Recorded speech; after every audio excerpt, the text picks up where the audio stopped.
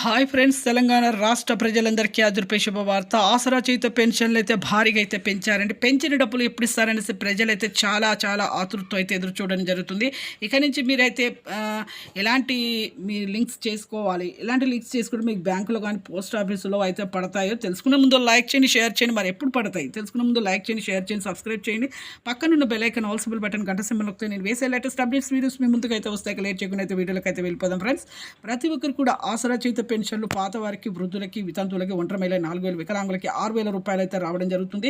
MPCI link చేసుకున్న వారికి మాత్రమే పోస్ట్ ఆఫీస్లో కానీ బ్యాంకుల్లో కానీ మీకు పడతాయండి. ఎంపీసీఐ లింక్ అంటే phone number, Aadhaar card link చేసుకోవాలి. అలాగైతే డబ్బులు అయితే మీ బ్యాంకుల్లో కానీ పోస్ట్ ఆఫీస్ ద్వారా కానీ మీకు అయితే వస్తాయండి.